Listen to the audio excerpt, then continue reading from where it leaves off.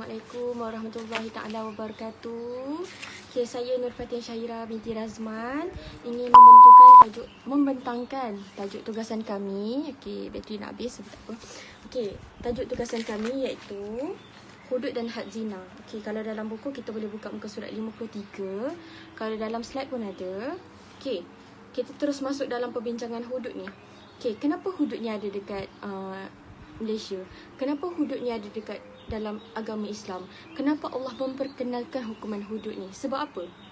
Okey, sebab dia hudud ni, kewajipan melaksanakan hudud ni adalah berpaksikan 5 perkara untuk menjaga 5 perkara, iaitu yang dalam perenggan ketiga, muhafazah ala daruriyah khamsah allati hiya ad-din wan nafs wal akal wal nasal wal mal, iaitu menjaga agama, menjaga nyawa, menjaga akal, menjaga keturunan dan menjaga harta benda.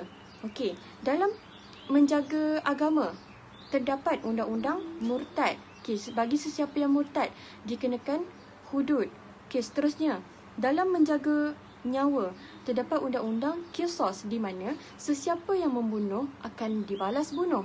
Okey, seterusnya dalam menjaga akal terdapat undang-undang yang dinamakan undang-undang minum arak ataupun minum minuman yang memabukkan. Okey, seterusnya menjaga keturunan. Untuk menjaga keturunan, Islam memperkenalkan undang-undang zina. Okey, sesiapa yang berzina, berkahwin ataupun belum berkahwin akan dikenakan hukuman. Okey, seterusnya menjaga harta benda, iaitu undang-undang bagi sesiapa yang mencuri dan sesiapa yang merompak. Okey, seterusnya kita pergi kepada aqsamu uqubat, muka surat yang sebelahnya ataupun slide yang seterusnya. Okey, kita terus pergi maksud had fil lughah huwal man'u wa hududullah, iaitu larangan dan batasan Allah daripada dalil yang telah diberikan. Bismillahirrahmanirrahim. Tilka hududallah wa man yuti'illahu wa rasulahu yudhilhu jannatin tajri min tahtihal anhar khalidina fiha wa zalikal fawzul azim. Maksudnya, segala hukum yang tersebut adalah batas-batas syariat, dan sesiapa yang taat kepada Allah dan Rasulnya akan dimasukkan Allah ke dalam syurga yang mengalir di bawah-bawahnya beberapa sungai. Mereka kekal di dalamnya dan itulah kejayaan yang paling besar. Okey, seterusnya makna had dalam syarak pula, dalam buku ada iaitu hadu uqubah muqaddarah min qablu syari' fala yajuz az-ziyadah 'alaiha bi ismun hadun wala nuqsan minha. Maksudnya, had ni adalah hukuman, kadar hukuman yang telah ditetapkan oleh syarak dan tidak harus ditambah padanya dan tidak harus pula untuk dikurangkan padanya. Okey, boleh faham kat situ? Okey, hukuman yang kedua ialah ta'zir. Maksud ta'zir ialah ta'dib, disiplin. Okey, pada istilah pula, istilah fuqaha, iaitu uqubah masyru'iyyah ghairu muqaddarah syar'an bal hiya matrukah li ra'yul hakim kal aklu fi nahar Ramadan bi ghairi uzur. Maksud dia balasan yang telah bukan ditentukan oleh syarak tetapi ditentukan oleh hakim, seperti makan pada waktu siang bulan Ramadan tanpa uzur. Okey, boleh faham kat situ? Okey, slide yang seterusnya tentang hudud mafrudah. Had yang dikenakan ke atas hudud, antara kesalahan dia ialah had zina, kesalahan zina; had qazaf, kesalahan menuduh zina; had sariqah, kesalahan mencuri. Okey, had syariba maskari, had ke atas peminum arak. Okey, seterusnya haddun harabuhu, iaitu had kepada para pemberontak ataupun bagi sesiapa yang membuat pemberontakan secara umum ataupun membuat sekatan jalan. Okey, seterusnya hadur riddah, iaitu orang yang keluar daripada agama. Okey, boleh faham kat situ? Okay, kita terus pergi kepada slide yang seterusnya. Tajuk kedua yang kami akan bentangkan iaitu Haddud Az-Zina. Okay, seperti yang kita tahu, bila kita sebut pasal zina je, semua akan faham zina tu apa. Zina tu persetubuhan yang dilakukan oleh seorang lelaki dan seorang perempuan yang belum berkahwin. Boleh faham kat situ? Zina ni ada banyak perkara, tapi yang zina yang kenakan had ni adalah zina. Okey, kita tengoklah maksud dia. Okey. Maksud zina, al-wata'u rijal lil mar'ah fil qubul min ghairi milki wa syubhatuhu aw huwa al-qiyamu bil fahishah fil qubul aw dubur. Maksud dia persetubuhan antara lelaki dan perempuan pada kubul tanpa pemilikan yang sah, maksudnya tanpa nikah, dan tanpa syubhah. Tanpa syubhah maksudnya nanti kita bahas kenapa dia tanpa syubhah. Okey, dan didirikan ke atas kehendak sendiri, bukan paksaan. Okey, seterusnya antara dalil yang diharamkan zina iaitu wala taqrabu az-zina innahu kana fahishatan wa sa'a as-sabila. Okey, maksudnya, dan janganlah kamu menghampiri zina, sesungguhnya zina itu adalah satu perbuatan yang keji dan satu jalan yang jahat, iaitu yang membawa kerosakan. Surah Al-Isra ayat 32. Okey. Had zina terbahagi kepada dua, iaitu muhsan dan ghairu muhsan. Okey, apa yang saya akan bahas sebentar lagi ialah had zina kepada muhsan. Okey. Kita pergi kepada slide seterusnya. Okey, kita nak tahu apa tu muhsan. Muhsan tu seseorang yang telah berkahwin dan telah merasai nikmat persetubuhan dengan isteri dia. Boleh faham kat situ Okey. Kalau dalam buku wa amma madfu'un ila fahishah bi ruhbah la syubha fiha. Okey, fayanzur fiha wada'a wa huwa annahu imma ayakuna muhsanan aw ghairu muhsan. Okey, had zina tu dikenakan jika si pelaku tu buat atas kehendak sendiri tanpa syubhah. Okey. Syubhah tu saya boleh katakan syubhah tu yang boleh dimaafkan oleh syarak, tidak dikenakan had ataupun tidak berdosa. Contoh syubhah wata'i, iaitu persetubuhan yang dilakukan oleh seorang lelaki dengan seorang perempuan yang disangka perempuan itu adalah isterinya yang sah, sedangkan perempuan tersebut adalah orang lain. Saya tak pasti dia punya situation dia macam mana, tapi macam itulah maksud dia. Ataupun maksud dia ataupun contoh lain, persetubuhan yang dilakukan oleh seorang perempuan dengan seorang lelaki kerana perkahwinan diorang tu disangka sah, tapi perkahwinan tersebut sebenarnya tidak sah pun. Itu pun saya tak tahu situation dia macam mana, sebab saya tak pernah nak dengar situation tersebut. Okey, antara sifat seseorang tu boleh dikenakan had muhsan. Okey, slide yang seterusnya iaitu yang pertama, an yakuna mukallafan ayu balighan aqilan. Seseorang itu seseorang yang mukallaf, seseorang yang baligh, seseorang yang berakal. Tak boleh seseorang itu yang masih kanak-kanak ataupun gila. Okey. Siapa sebab kanak-kanak ni belum boleh fikir mana baik mana buruk. Okey, seterusnya syarat yang kedua, seseorang mestilah merdeka. Okey, syarat yang ketiga, wujudu wata' minhu fi nikah sahih. Seorang lelaki tu dengan seorang perempuan tu dah merasai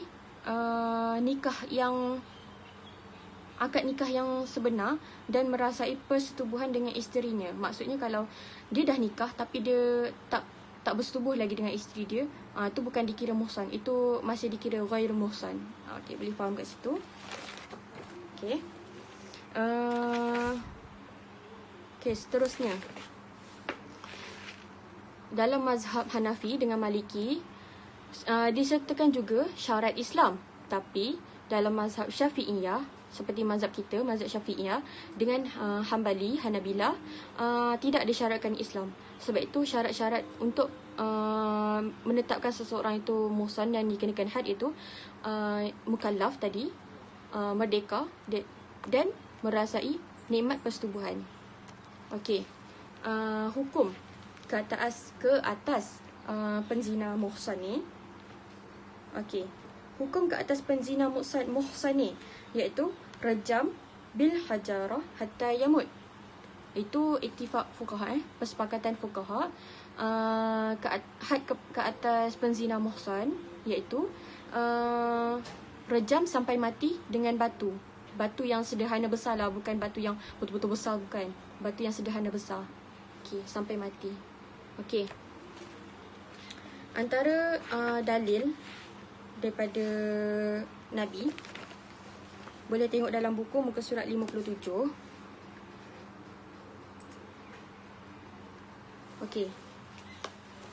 Dalil yang pertama tu, yang perenggan ke yang ada warawa Bukhari tu, tapi kita ambil daripada Abi Hurairah radhiyallahu anhu qala ata rajulu min muslimin Rasulullah sallallahu alaihi wasallam wa huwa fil masjid fanadahu faqala ya Rasulullah inni dhanaitu fa'aradu anhu fantahi talqa'u wajhu faqala ya Rasulullah inni zanaitu fa'arad anhu hatta sana dhalika alaihi 4 marrat faqala abaka junun qala la qala fahal ahsanat qala na'am qala an-nabi sallallahu alaihi wasallam azhabu bihi farjamuhu. Okey, maksud dia kat sini daripada Abu Hurairah. Okey, seorang lelaki telah daripada kabilah Aslam telah berjumpa dengan Nabi SAW dan dia mengaku berzina.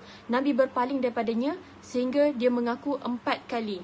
Okey, Nabi bertanya kepada lelaki itu, adakah kamu gila? Okey, lelaki itu jawab, tidak. Nabi bertanya lagi, adakah kamu sudah berkahwin?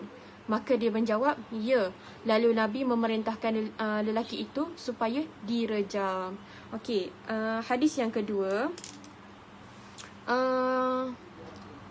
yang bawah tu, wafi Muslim, muka surat 57 Okey. Wafi Muslim fi hudud bab man i'tiraf ala nafsihi bizina an Imran bin Husain radhiyallahu anhuma an imra'ah min Juhainah atat Nabi sallallahu alaihi wasallam wa hiya habli faqala ahsan ilaiha fa idza wada'at fa antani biha fa fa'al fa amru biha fa shukkat alaiha thiyabuha thumma amara biha fa rajamtu thumma sallallahu alaiha faqala Umar ittasali alaiha ya Nabi Allah wa qad zanat wa qala laqad tabat taubah law qasmat baina sab'in min ahli al-Madinah law sa'athum wa hal wajadat afdal min an jadat binafsiha Allah. Okey, maksud dalam hadis ni, kes kedua, kisah seorang yang berzina dalam keadaan hamil. Daripada hadis ni, beliau memberitahu bahawa seorang perempuan telah berjumpa dengan Nabi SAW dan mengaku berzina, sedangkan dia dalam keadaan hamil. Okey, Nabi bersabda kepadanya, pergilah kamu sehingga kamu melahirkan anak. Apabila kamu sudah bersalin, dia datang berjumpa Nabi. Okey, dia datang berjumpa Nabi.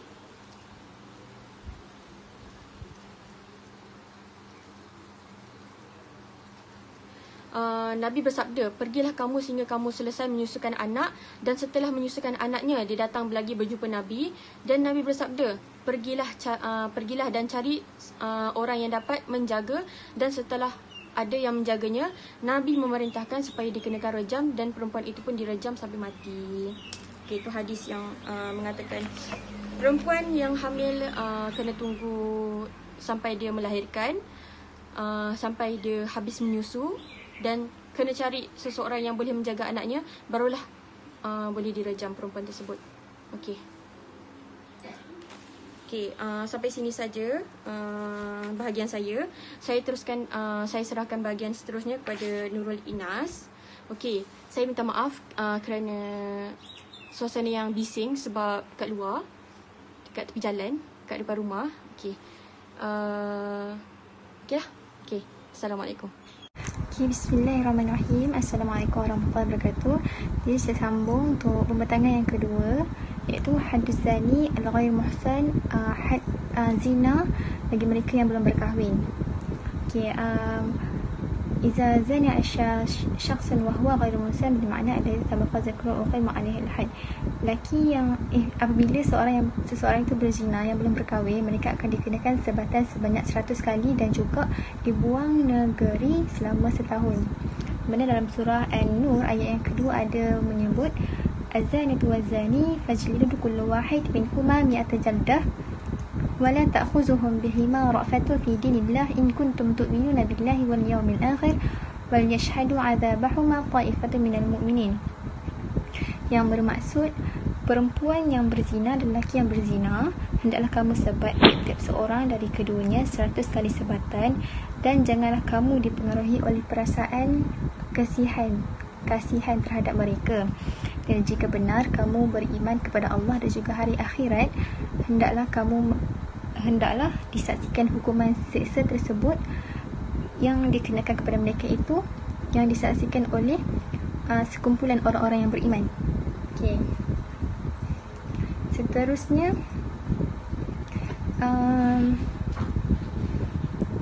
kita masuk kepada syurutul iqamatul al-had, iaitu syarat yang ditetapkan seseorang itu dikenakan hudud. Okay, dia ada 4 syarat. Yang pertama, asyurut al-awwal at-taklif, yang mana seseorang itu yang berakal dan juga baligh, dan tidak dikenakan hudud bagi mereka yang dan tidak kena hudud bagi mereka yang tidak mukallaf, iaitu yang tak baligh dan juga tak berakal, seperti kanak-kanak dan juga orang yang minum arak, iaitu yang mabuk lah. Okay. Syarat yang kedua iaitu adamul ikrah, tiada paksaan. Maksudnya seseorang tu melakukan zina dengan rela hati lah, kiranya tak ada paksaan, kiranya dia sendiri yang nak buat, jadi memang kenalah hudud kat dia. Macam tu. Okey. Yang ketiga, syaratul asalis al-khaw azina an syubahah masyru'ul syar'i, iaitu kesalahan zina yang syubahah yang dimaafkan oleh syarak. Kita boleh kategori kat sini macam perzinaan yang syubahah lah, persetubuhan yang syubahah. Contohnya macam orang negara Arab, dia berkahwin dengan seorang wanita, seorang perempuan, dan contoh macam dia kahwin tengah hari, lepas tu malam tu dia pun tidur sekali, tapi dia, sebab orang Arab ni kalau dia kahwin, dia pun tak akan tengok perempuan tersebut, dia pun tak akan tengok dia pun punya pasangan. Jadi malam tu baru dia pun jumpa lah. Lepas tu nak kata syubahah ni kat mana, waktu dia pun kahwin tu dia pun tidur sekali, lepas tu malam tu baru dia, lelaki tu dapat tahu yang sebenarnya perempuan tu bukan isterinya, tapi mereka telah bersetubuh, tapi tidak dikira berzina lah sebab lelaki tu dah kahwin. Jadi ini yang dikatakan al-watu'u al-musyabbah, persetubuhan yang musyabbah. Tapi dalam syarat yang ketiga ni lelaki itu tidak dikenakan hukuman hudud, sebab dia dimaafkan oleh syarak. Okay. Yang keempat, asyatul rabi' sebut azani imma bi iqraruhu atau bi qiyamatul bayyinah. Nak disabitkan penzina ni dengan dia punya pengakuan ataupun bukti secara terang-terangan, ataupun dibuat secara terang-terangan. Sebab tu kita boleh nak sabitkan dia ni berzina. Okey, tu 4 je lah syarat syurutul iqamatul al-hud. Okey, seterusnya haddul ummati warraqi, di mana hukuman had zina bagi hamba-hamba sama lelaki ataupun perempuan. Okey, bagi hukuman mereka ni mereka dikenakan separuh daripada hukuman hudud untuk had zina ghairu musan. Sebab had zina ghairu musan diperkenal 100 kali sebatan dan juga buang negeri selama 100 tahun. Untuk had rakik ni, untuk hudud orang hamba ni, sama lelaki atau perempuan yang kahwin ataupun tidak, mereka dikenakan 50 kali sebatan dan juga dibuang negeri selama setengah tahun. Okey. Di mana dalam surah An-Nisa ayat ke-25 ada menyatakan faiza asanna itu, kemudian setelah mereka ini iaitu hamba-hamba perempuan itu berkahwin lalu mereka melakukan perbuatan keji iaitu berzina, maka mereka dikenakan separuh daripada hukuman seksa yang dikenakan terhadap perempuan yang telah merdeka. Okey. Yang terakhir untuk bahagian saya, al-hukmu ma yattabi'u adh-dhani min al-liwat wa nahwahu. Yang ini liwat dan seumpamanya, iaitu sama hukum dosa besar. Kerana liwat ni kita sudah maklum, melakukan persetubuhan melalui dubur sama lelaki ataupun perempuan ataupun isteri dia. Okey. Dan kita boleh tahu dia buat tu melalui dia punya bukti ataupun pengakuan dia sendiri, yang kita boleh jatuhkan dia melakukan liwat tersebut. Okey. Untuk hukuman liwat ni dia sama juga dengan hukuman zina bagi mereka yang belum berkahwin dan juga yang dah kahwin. Okay, yang dah kahwin rejam sampai mati, dan yang belum kahwin tu dikenakan 100 kali sebatan dan dibuang negeri selama 100 tahun. Okey. Okey, itu je. Okey, terima kasih. Assalamualaikum. Okay, bismillahirrahmanirrahim. Assalamualaikum warahmatullahi wabarakatuh. Okay, nama saya Nurul Husna binti Muhammad Syafi'i. Saya akan teruskan pembintangan pada hukum hudud zina. Okey, kita masuk muka surat 62. Hukum isyanu bahaim. Okey. Man atta bahimah fa innahu yu'anziru wa la haddu alaihi ala qawlihi rajih fi mazhab. Okay, sesiapa yang bersetubuh dengan haiwan ni, pada sepakat ulama mengatakan bahawa tak ada hukuman hudud ke atasnya. Okey, lepas tu wala ta'ziru innama huwa uqubah ghairi muqaddarah. Li'annahu fi'lun mu'asiyah la haddu laha wala kifarah wa iza antafa al-haddu al-wajib ta'zir. Okey. Maksud dekat sini tak ada hudud ke atasnya dan tak ada kifarah. Tapi ada had wajib ta'zir. Maksudnya kat situ denda. Berdasarkan menurut hadis daripada Ibnu Abbas, man wajadtumuhu waqa'a ala bahimatin faqtuluhu waqtulu bahimah. Okay, maksud dia, siapa saja yang kalian jumpai bersetubuh dengan binatang, maka bunuhlah dia dan bunuh haiwan yang menjadi korbannya. Okey. Antara hadis yang ada pula, man ata bahimah fala had alaihi. Maksud dia, siapa yang bersetubuh dengan binatang, tidak ada hukum yang khusus untuknya. Okey, dengan maksud yang lain, tak ada hukuman khusus kepada pesalah, tapi ada hukuman ke atas yang berlaku. Hukuman tersebut akan ditetapkan oleh pemerintah, contohnya penjara ataupun denda, iaitu takzir lah. Maksudnya dia kat situ dia tak ada hudud, tapi dia ada takzir. Dia ada kadar denda yang akan ditetapkan oleh pemerintah. Okey. Contoh dia, seseorang yang berzina dengan haiwan tidak boleh diistilahkan sebagai orang yang berzina kerana ia tidak menepati takrif zina secara umum. Okey, yang kita tahu zina bermaksud iaitu persetubuhan antara lelaki dengan perempuan di luar pernikahan, maksudnya yang bukan mahram. Okey, maksudnya macam tu. Okey, perbuatan ini boleh diistilahkan sebagai suatu perbuatan yang haram dan keji yang wajib dijatuhkan hukuman ta'zir. Maksudnya kat sini perbuatan setubuh dengan haiwan ni dia merupakan apa dia? Orang cakap perbuatan yang keji. Lepas tu kiranya dia wajib dijatuhkan takzir. Maksudnya perbuatan yang keji ni kenapa kita sebagai manusia kita kena bersetubuh pula dengan haiwan. Okay, kalau kita rasa nafsu kita ni tak kuat, baiklah kita cari suami ke, isteri ke dan kita berkahwin, dan laranglah kena jauhkan diri tu daripada zina ataupun perbuatan-perbuatan yang tak elok. Okay.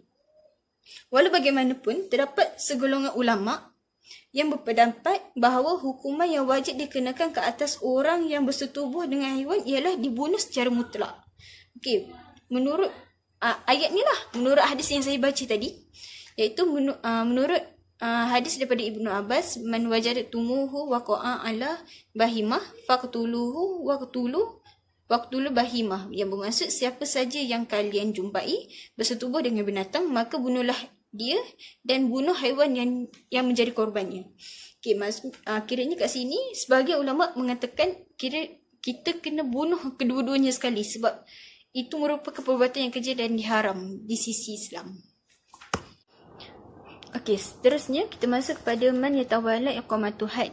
Okey, innama yastawfi al-haddu imam au naibah. Okey, maksud dia kat sini sekiranya hudud tak boleh dilaksanakan, siapa yang boleh jatuhkan hukum ke atas penzina ataupun pesalah itu sendiri. Okey, kat sini dia bagi al-imam au naibah. Okey, maksudnya kat sini pemerintah lelaki ataupun pemerintah perempuan. Maksudnya kat sini ketua dalam negara tersebut sahaja yang boleh jatuhkan hukum. Maksudnya dia kat sini contoh hakim ke, daripada sultan ke, jenis macam tu yang boleh jatuhkan hukum ke atas pensalah ataupun berzina itu sendiri. Okey, menurut hadis yang kat belakang muka surat 63 ni, okey, saya bagi maksud dia. Daripada Abi Hurairah radhiyallahu anhu berkata, aku mendengar Rasulullah SAW, apabila salah seorang daripada perempuan kalian jelas-jelas berzina, maka hukumlah dia dengan hukuman dera, dan jangan sekali kamu memakinya. Dan kemudian jika dia melakukan zina lagi, maka deralah dia dan jangan sesekali memakinya. Dan jika dia masih melakukan zina pada kali yang ketiga, sedangkan tuduhan zina memang terbukti bahawa perempuan tersebut yang buat, maka juallah dia walaupun harga seutas tali rambut. Okey, maksudnya kat sini Nabi tidak menjatuhkan hukuman, tapi Nabi bagi tahu kat sini bahawa dia kena memberi peringatan dulu. Maksud dia macam tu. Barulah Nabi letakkan satu hukum ke atas penzina tersebut. Okey, seterusnya kita masuk pada iqamatul had ala dhaif. Okey, muka surat 63. Okey, iza istahaqqa az-zani ar-rajam wa kana dhaifan aw maridan. Okey, maksud dia kat sini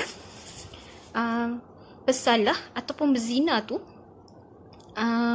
dia kenakan hukum hudud ketat sekiranya dia ni sakit ataupun dia lemah ataupun dicacat dan sebagainya lah, kira maksud yang samalah.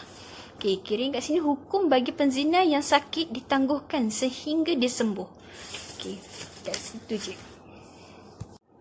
Okey, seterusnya kita masuk kepada kifayatul rajam. Okey, kifayatul rajam ni maksud dia kat sini hukuman zina adalah berbeza mengikut status penzina. Penzina yang sudah berkahwin secara sah dan telah menikmati persetubuhan dalam perkahwinan itu dikenali sebagai muhsan. Penzina yang belum berkahwin atau sudah berkahwin tetapi belum merasai nikmat persetubuhan dalam perkahwinan itu, pesalah itu dikenali sebagai ghairu muhsan atau bukan muhsan.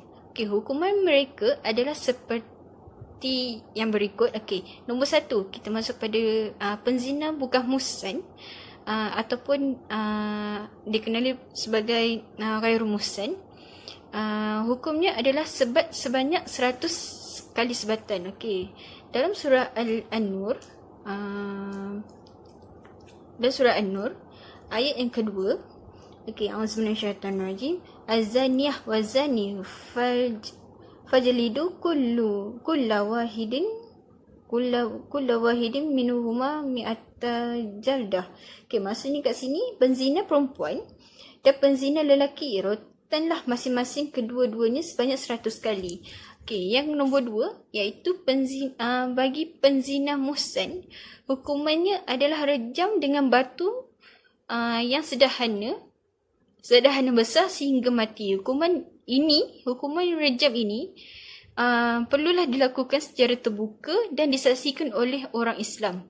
Hukuman rejam ini adalah ketetapan Allah yang tertakluk di dalam hadis Nabi Muhammad SAW.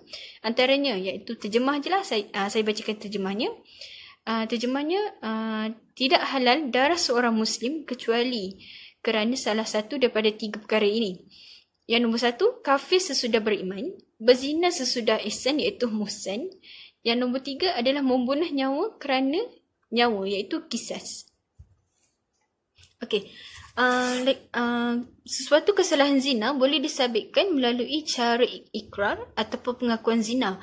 Dalam kes Ma'iz bin Malik dan pengakuan zina oleh Al-Ghamidiyah pada zaman Rasulullah, dan dalam kes pengakuan zina anak kedua Saidina Umar ketika menjadi khalifah, kebanyakan hukuman hudud yang dijalankan pada zaman Rasulullah dan pada zaman 4 Khulafa Ar-Rasyidin dijatuhi berasaskan kepada ikrar dan pengakuan. Maksudnya kat sini, sekiranya penzina tersebut mengaku salah, jadi kita kena rejam dia sehingga mati. Okey, kesimpulannya, hukum hudud untuk kesalahan zina merupakan satu bentuk hukuman yang dapat mengawal tingkah laku manusia agar tidak terjebak dengan perbuatan keji. Hukuman ini disokong kuat dengan sistem pendidikan, sistem sosial dan kekeluargaan dan sedia mantap dalam Islam. Dorongan ini membina ikatan keluarga yang halal, dan ancaman ke atas penzina biasanya sudah membadai untuk menggalakkan berlakunya jenayah zina dan rogol. Namun begitu, tetap ada segelintir manusia yang hati keras dan buta mata terhadap ajaran agama sehingga sanggup mengkotori diri kerana dengan jenayah zina ini. Okey, hukum hudud untuk penzina, kiranya kita orang berdasarkan yang kita orang bahaskan, tertakluk kepada syarat yang ketat sebelum seseorang boleh disabitkan bersalah, namun amat berkesan untuk menimbulkan perasaan gerun kepada penjenayah dan bakal penjenayah. Maksud kat sini, dengan adanya pemberitahuan hukuman zina ini dilaksanakan seperti hudud bagi orang muhsan, iaitu rejam sampai mati, maupun ghairu muhsan, iaitu hukuman sebanyak 100 kali sebatan. Kiranya dia memberi pengajaran kepada kita sebagai umat Islam sebelum melakukan sesuatu perkara yang tidak elok, seperti berzina. Okey, kesimpulannya, hukuman ke atas penzina sebagaimana ditetapkan oleh Al-Quran dan hadis, hukuman yang paling sesuai dengan keperluan manusia, sesuai dengan tujuan syariat ataupun maqasid syariah. Hukuman hudud ini berperanan untuk menjaga kehormatan, maruah, keturunan dan cara menimbulkan rasa gerun kepada sesiapa yang berhasad untuk melakukan kesalahan ini. Kehebatan, hebatnya hukuman ini terletak pada ketakutan yang timbul kerana bentuk hukumannya. Walaupun dari sudut praktikalnya, hukuman itu sukar untuk berlaku dengan syarat-syarat yang sangat ketat. Apabila hukuman ini diabaikan, maka runtuhlah moral dan kehormatan akan berleluasa dalam masyarakat. Namun begitu, kebesaran undang-undang hudud untuk penzina dalam mencapaikan tujuan syariat ini bergantung kepada kesepaduan dalam pelaksanaannya. Maksudnya, tidak boleh dilaksanakan secara terpisah daripada aspek-aspek lain seperti akidah, seperti ibadat, munakahat dan lain-lain. Sifat Islam sebagai agama yang sempurna hanya akan kelihatan indah dan terbukti hebat apabila kesempurnaan Islam itu dilaksanakan melalui amalan. Jika pelaksanaan undang-undang jenayah termasuk hukuman zina ini dilaksanakan secara terpisah daripada aspek-aspek agama yang lain, maka besar kemungkinan tujuan-tujuan ataupun maqasid syariah ini tidak dapat dicapai seperti yang dihasratkan. Okey. Maksud dia kat sini, kita kenalah berfikir dulu sebelum melakukan perkara-perkara yang tak elok seperti yang berzina, ingin merogol seorang perempuan ataupun sebagainya, atau melakukan perkara-perkara seperti liwat, seperti mencuri, seperti kisah yang ada hukum hudud itu sendiri dalam jenayah itu sendiri. Jadi kita harus berfikir secara rasional, berfikir di mana terletaknya kebaikan dan keburukan sesuatu kejadian tersebut. Okey. Untuk tambahan, menurut para ulama bersepakat bahawa hukuman ke atas penzina yang sudah bertaubat gugur selagi mana perbuatan tersebut tidak diadukan kepada hakim. Justru perbuatan yang perbuatan yang lalu itu termasuk dalam perkara yang disembunyikan aibnya oleh Allah. Ini menunjukkan bahawa Allah masih memberi peluang untuk bertaubat kerana pintu taubat tersebut sentiasa terbuka. Maka hendaklah pelaku itu segera bertaubat kepada Allah dengan sebenar-benar taubat dan berjanji tidak akan mengulangi dosa tersebut. Menurut hadis yang bermaksud, setiap daripada umatku diampuni dosanya melainkan golongan muhajirin, yakni orang yang mendedahkan dosanya. Okay, sekiranya kita pernah melakukan kesalahan, melakukan perkara-perkara yang tak elok seperti berzina, seperti mencuri dan sebagainya, kita haruslah bertaubat. Semoga Allah